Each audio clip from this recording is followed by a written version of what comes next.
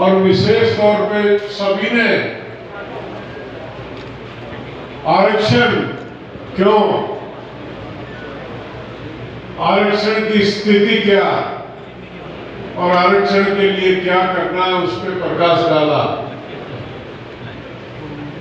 मैं थोड़ा सा आपको संगठन के विषय में चर्चा करके बात को शुरू करूंगा। अखिल भारतीय जाट महासभा का गठन 1907 में इस मुजफ्फरनगर की भूमि से हुआ था। हमारे पूर्वजों ने ये सोचा था कि कुछ विषय ऐसे हैं जिनको बिरादरी के संगठन के माध्यम से ही जिनका निराकरण किया जा सकता है। भाई पीछे जो बोल रहे हैं बोले ना।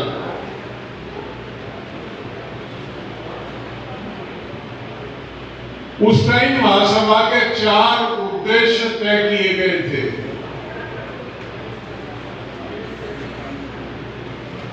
जाट महासभा समाज में फैली कुरीतियों के खिलाफ काम करेगी। समाज में जो कुरीतियां आ गई उनको दूर करेगी। जाट महासभा शिक्षा के उत्थान के लिए समाज में कार्य करेगी। जाट महासभा समाज के आर्थिक उत्थान के लिए कार्य करेगी। चौथा जो उद्देश्य था वो ये था कि जाट महासभा समय समय पे बिरादरी के राजनीतिक हितों का ध्यान रखेगी।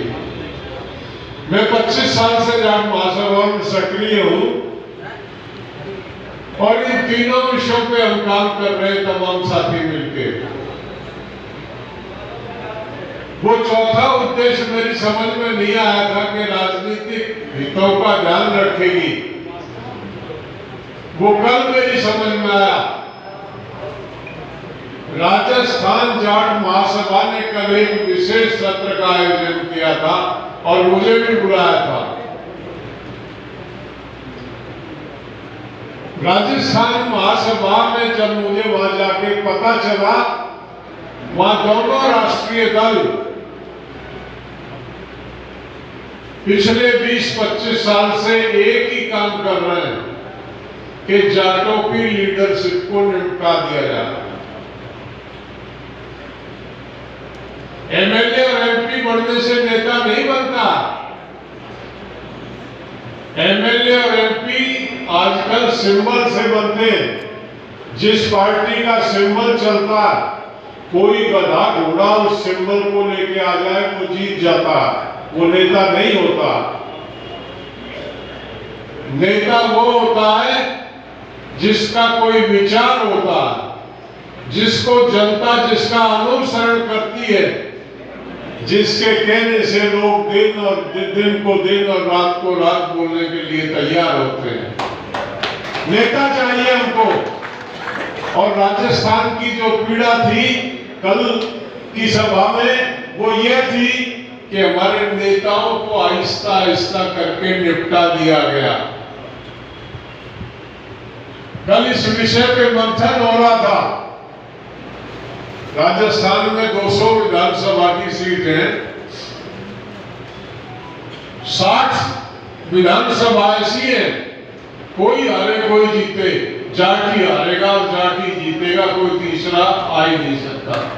60 विधानसभा और 53 विधानसभा ऐसी है जिनको जाट चाहेगा उसको जिताएगा। 200 में से 113 विधानसभाओं पे कब्जा और हमारी बिरादरी वहां नेतृत्व के लिए जमीन तलाश रही है। कल मुझे भी बुलाया था। मैंने कहा भाई 25 तारीख में इलेक्शन है, अब आज ये मीटिंग हो रही है, ज्यादा तो कुछ है नहीं, लेकिन सीटों को छांट लो। जहां गड़बड़ी हुई है कड़ी बिगाड़ दो इनकी। समझते हो? कड़ी बिगाड़ना, इनकी कड़ी बिगाड़ दो ताकि अगले चुनाव में आपकी सहमति के बिना, आपको नजरअंदाज करके कोई आदमी हिम्मत ना कर पाए टिकट देने का। तो ये कल मेरी समझ में आया, 1907 में ये बात क्यों तय की गई थी कि जाट महासभा बिरादरी के राजनीतिक हितों का भी ध्यान रखेगी। ये चार हमारे उद्देश्य। भाई ने बताया अभी, जाट का नाम आता तो सबसे पहले तो एक चेहरा सामने आता, एक मेहनतकश व्यक्ति का, एक अच्छी कद काठी के मजबूत व्यक्तित्व का। उसकी भाषा बताती है कि वो जाट, एक लाइन बोलने पे साफ हो जाता है, पूछना नहीं पड़ता तेरी जाति क्या है।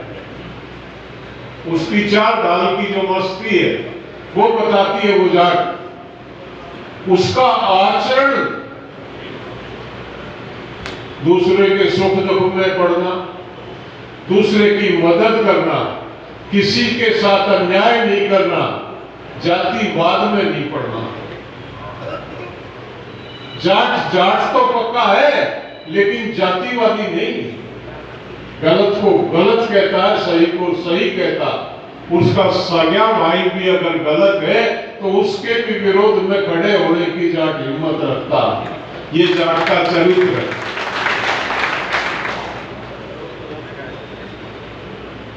मैंने चरण सिंह के चरणों में बैठ के सीखा। एक दिन वो कहने लगे, मैं आज जो भी कुछ कर पाया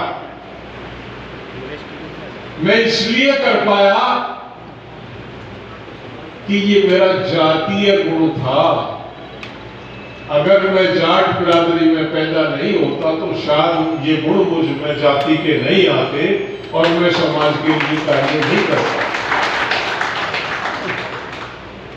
जातिवादी नहीं थे वो, सबको प्यार करते थे, सबके लिए काम करते थे। लेकिन जाट होने पे पहली दफे मुझे पता चला कि उनको जाट होने पे गर्व था। हम ये सोचते थे कि ये तो जाति के विरोधी है। वो ये कहते थे जाति का विरोधी नहीं, जातिवाद का विरोधी। मेरी बात को सोचना गहराई से। हम पड़ोस में कोई हो, हरिजन हो, दलित हो, मुस्लिम हो, कोई भी हो, हम हर आदमी की मदद के लिए तत्पर रहते हैं। पड़ोसी अगर भूखा है तो पहले रोटी बना के पड़ोसी के घर भेजते हैं, फिर खुद खाते हैं। अपने घर में दूध नहीं है, किसी की भैंस लात रही है तो कहते हैं भाई 4 महीने हमसे ले ले, तेरे हो तो तू हमें दे दियो। वो बर्दाश्त नहीं करता कि हम दूध पी के सोए और इसके बच्चे बिना दूध के सोए। ये जाट का चरित्र है। ये भाई जो कह रहा था मैं समझ रहा हूं। हम अब हमारी नौजवान पीढ़ी राह भटक रही है, स्टडी हुई यहां पे। एक बात मैं बीच में और बता दूं कि जाट कौन, ये मैंने तय नहीं किया, चौधरी छोटूराम ने ये तय किया था। जाट एक नस्ल, जाट एक खून, जाट एक जाति है। धर्म बदला जा सकता है, जाति नहीं बदली जा सकती। आप सिख बन जाओ और उसी दिन शाम को मुसलमान बन जाओ, आप हिंदू हो जाओ, बौद्ध बन जाओ, ये काम आपके हाथ में, आप कर सकते हो। लेकिन आप अपनी जाति को बदल सकते हो क्या? जाति का रिश्ता खून का रिश्ता। जिस जाति में जन्म ले लिया उस जाति को बदलना आपके हाथ में नहीं। उन्होंने चौधरी छोटूराम ने स्पष्ट किया था हिंदू है, सिख है, मुस्लिम है, ईसाई है, किसी भी मत को मानने वाला है, जिसने जाट के घर में जन्म ले लिया वो जाट है, वो इस जाट समाज का सम्मानित सदस्य है, वो हमारा अंग है, उसमें कोई भेद नहीं। आज हमारे अध्यक्ष जी यहां बैठे, हमारे और भाई यहां बैठे,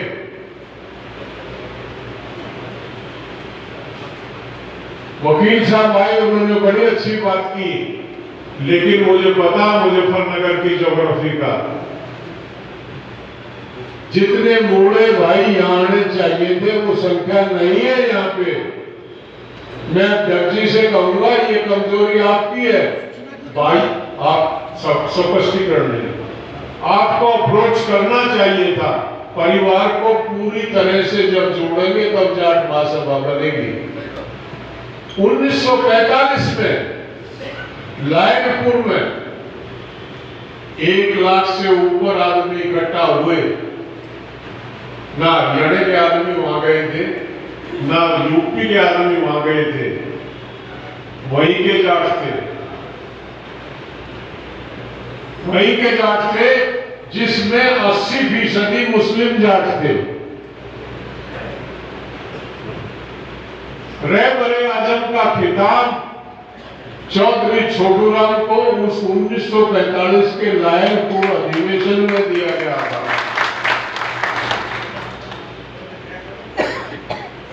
उस प्रस्ताव को रखा था रफीक तरार साहब ने। रफीक तरार युवा जाट महासभा के राष्ट्रीय अध्यक्ष थे उस टाइम, जो बाद में पाकिस्तान के राष्ट्रपति बने। और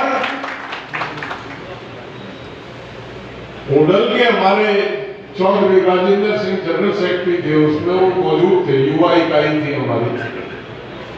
कहने का मतलब ये है कि जाट में हिंदू सिख मुस्लिम की बात नहीं है, जाट की बात। समाज को आज हमारे अध्यक्ष हैं महाराजा अमरेंद्र सिंह जी, इससे पहले हमारे अध्यक्ष थे सरदार दारा सिंह जी। 1931 का जो 30 हजारी का अधिवेशन है, सर शाहबुद्दीन साहब ने उसको प्रेजेंट किया था। 1948 में हमारे अध्यक्ष थे सरदार बलदेव सिंह। देश आजाद हुआ, मंत्री पद बंटने लगे, किसी जाट को नहीं लिया गया था। जयपुर में अधिवेशन हुआ, कहने लगे अच्छा जाट कोई नहीं है, इनके कील ठोक देंगे। इतना कहना था, सरदार बलदेव सिंह जो हमारे अध्यक्ष थे, उनको डिफेंस मिनिस्टर बनाया गया। वो था हमारा संगठन। लेकिन पता नहीं क्या कमियां रही, किस तरह से बिखराव हुआ। वो जो बना के गए थे हमारे बुजुर्ग, वो बिखरा, आपस में एक खाई बनी। जाट महासभा उस खाई को पाटने का काम कर रही है। जाट महासभा उस परिवार को जोड़ने का काम कर रही है। आज देश में क्या चल रहा? आज देश को जातियों में बांटा जा रहा है, आज देश को धर्म में बांटा जा रहा है, और एक बहुत ही खतरनाक संगठन इस काम पे लगा हुआ। वो 1925 में बना संगठन, और जाट महासभा 1907 में बनी। जाट महासभा उससे पुरानी है। 1907 में बना हुआ संगठन अपनी पहचान ढूंढ रहा, और 1925 में बना हुआ संगठन अपने षड्यंत्र के कारण आज समाज को टुकड़ों में बांट के समाज की बड़ाई खा रहा है। स्टडी हुई कि ये पश्चिमी उत्तर प्रदेश, ये हरियाणा, इसको काबू कैसे किया जाए। स्टडी हो गए फाइनल कि पहले इनको मंदिरों का रास्ता बताओ। इनको मंदिरों की तरफ ले जाओ, ये मंदिर नहीं जाते। इनकी जनानियां तो कर लेती हैं टोने टोकते, लेकिन ये इनके आदमी मंदिर नहीं जाते। आपके किसी के दादा परदादा गए थे मंदिर? कभी देखा हो तो बता दो कोई आदमी मेरा बाप मेरा पिता जाता। एक भी आदमी सभा में बैठा हो तो कहो कि मेरा पिता नहीं जाता था। कोई नहीं जाता था, क्योंकि जाट का मंदिर उसका खेत, जाट का मंदिर उसका काम, जाट का धर्म मेहनत से कमाना, दूसरों की मदद करना, समाज में समरसता बनाना, वो जाट का धर्म था। लेकिन हुआ क्या? आज हम जिस चीज से, जाटों का पिछला इतिहास है, 2500 साल पहले जाटों ने बौद्ध धर्म को अपनाया। वो लंबी कहानी हो जाएगी अगर मैं क्या कारण रहे उस टाइम, उसमें हमने कुर्बानी दी। उसको पर पाखंड का विरोध करने में 2 लाख लोगों को मारा गया, हमारे लोगों को। 7वीं शताब्दी में माउंट आबू पे यज्ञ किया गया, दोबारा से इस पोप और पाखंड को इस देश में जिंदा किया गया, जिसकी कुर्बानी जाटों ने चुकाई। उसी समय 1400 साल पहले इस्लाम आया। आज का पाकिस्तान, अफगानिस्तान, ईरान, तुर्की, ये जाटों की पॉपुलेशन है, और रशिया के कुछ पार्ट, तुर्कमेनिस्तान, कजाकिस्तान, ये जाट कबीले यहाँ बहुत मजबूत कबीले। पोप और पाखंड को नहीं मानते थे, इसीलिए इस्लाम को अपनाया। गुरु नानक आए 16वीं शताब्दी में, तो सिक्खी को अपनाया, और 18वीं शताब्दी में स्वामी दयानंद आए तो आर्य समाज को अपनाया। लेकिन पोप और पाखंड में नहीं फंसे हम। आज कहां है? मैंने कई दफे मुजफ्फरनगर में देखा, हमारे साथ कई बच्चे रहते थे, कंपटीशन हो गया, कितने इतनी छोटी बता रहे, क्या हो गया भाई, ये एरिया है, कहां जा रहा हूं, पागल बना दिया, पागल बना दिया। मैं हिंदू हूं, ये भी हिंदू है। हिंदू धर्म नहीं है, हिंदू कल्चर, संस्कृति है। सिंधु शब्द का अपभ्रंश हिंदू। मेरी नहीं मानो, ये सुप्रीम कोर्ट का 1996 में निर्णय आ गया कि हिंदू कोई धर्म नहीं है, हिंदू कल्चर, जो इस क्षेत्र में रहते हैं वो सब हिंदू। मैं हिंदू हूं, मैं सनातनी नहीं हूं, क्योंकि सनातन में जातिवाद है और जाट जातिवादी नहीं है। जाट जातिवादी नहीं। चौधरी छोटूराम जब अपना ग्रेजुएशन का फॉर्म भरने लगे, धर्म के कॉलम में उन्होंने लिखा वैदिक धर्म। उससे बड़ा तो हमारा कोई आदर्श नहीं।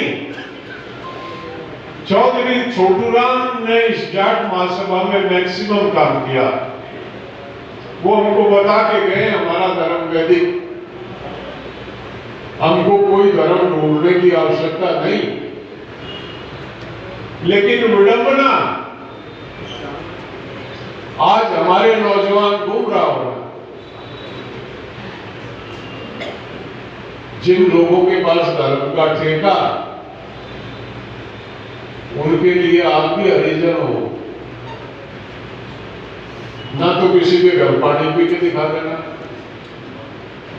ये बुजुर्ग बैठे हैं, आप तो थोड़ा बदल गया, आप तो जाति थोड़ा सा बदलाव, ऐसा तमाम जातियों में बदलाव। ब्राह्मण आपको अपना हुक्का नहीं देता था। ब्राह्मण की पांजा बैठ सकते थे, आपसे राणा नहीं बैठ सकते। 5 साल का ब्राह्मण आपके 70 साल के बुजुर्ग का दादा होगा। आप भी हरिजन थे। वो आपको अपने बर्तनों में खाना नहीं देता था। अगर किसी ने खाना दे दिया तो बर्तन मंजवाता था। जिस धर्म में हमारे बुजुर्गों का ये उत्पीड़न हुआ हो और अब हम उसको पूंछ पकड़ के उसमें लटकने का प्रयास कर रहे हो कि हम भी सवर्ण हैं, आप पागल हैं? क्या सोच रहे हैं आप अपने आप को? आप इन हरिजन भाइयों से थोड़े से ऊपर हो, थोड़े से। आपने गलत फहमी पाल दी कि हम भी, अरे वो उसका ठेका और किसी के पास है, उसका टेंडर और किसी के पास